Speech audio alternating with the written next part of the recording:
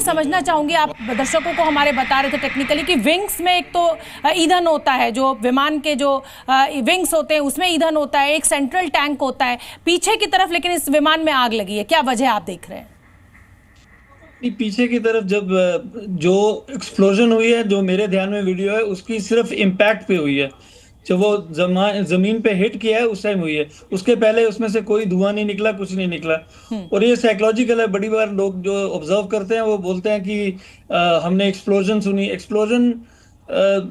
सुनी है या देखी है इन्होंने, जबकि इम्पैक्ट किया है एक उसके पहले मतलब बिल्कुल। टकराया आप है, जब देखिए जाहिर वीडियो, सी बात है। आप फ्रीज कर दीजिए वीडियो को, इसमें कुछ नहीं है, nothing is there, no science of smoke, nothing.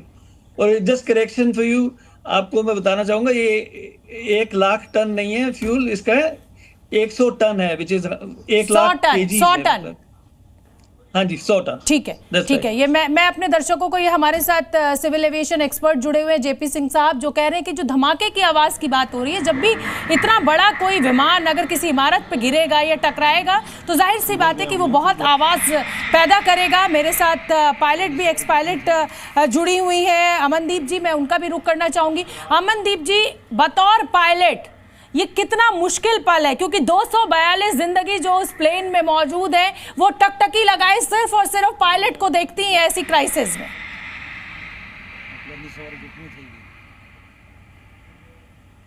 Pilot के लिए तो ये बहुत मुश्किल समय है, क्योंकि देखिए पायलट की ट्रेनिंग इतनी अच्छी होती है, जो मैंने देखा है कि बहुत अच्छे से ट्रेन किया जाता है पायलट्स को, और इन सभी इमरजेंसीज को हैंडल करने की ट्रेनिंग दी जाती है। आप देखेंगे पुराने रिकॉर्ड देखिए तो बहुत सारे पायलट्स ऐसे भी हैं जिन्होंने सेफली लैंड भी कर लिया है एयरक्राफ्ट और बचा भी लिया बहुत सारी जिंदगियां। तो ट्रेनिंग तो इसीलिए दी जाती है कि सबको बचाया जा सके। इतना महंगा जहाज है, जहाज को बचाया जा सके, लोगों को बचाया जा सके, क्रू को बचाया जा सके, लेकिन उसके बावजूद नहीं बचा पाए, वो तो किस्मत खराब थी। लेकिन एक बहुत डिफिकल्ट सिचुएशन है, क्योंकि जस्ट आफ्टर टेक ऑफ जब होती है ना इमरजेंसी, तो हमारे लिए बहुत क्रिटिकल हो जाता है डिसीजन लेना कि रिजेक्ट करना है कि कंटिन्यू करना है टेक ऑफ को। रिजेक्शन का भी एक लिमिट होती है कि आप एक टाइम के बाद रिजेक्ट नहीं कर सकते टेक ऑफ को, क्योंकि आपका रनवे भी नहीं है। फिर आप अब उस सिचुएशन में पायलट ने जैसे टेक ऑफ किया, उसके बाद में उनको दिक्कत है, काफी ऊपर चले गए थे, उसके बाद में वो रिजेक्ट भी नहीं कर सकते।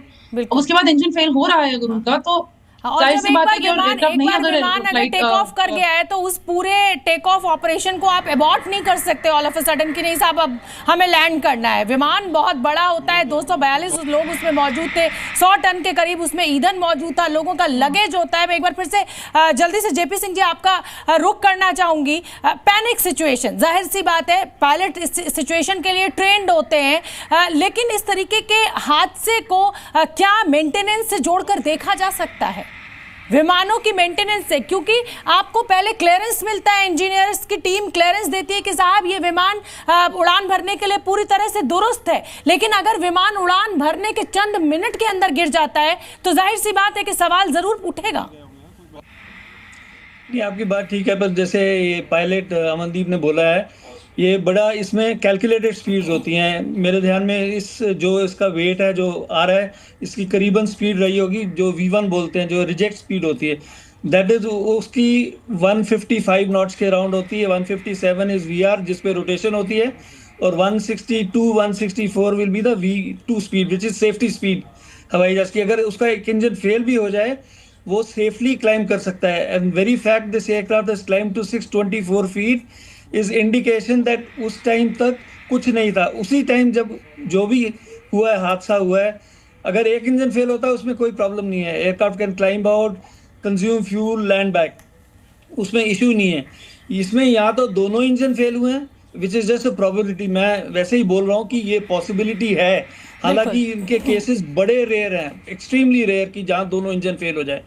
और दूसरा है कोई कंट्रोल प्रॉब्लम हुई है जिससे वो रिकवर नहीं कर सके, पर उन्होंने पायलट्स ने पहचाना है प्रॉब्लम को, उन्होंने मेडे कॉल दी है और 624 फीट हवाई जहाज चढ़ा है ऊपर।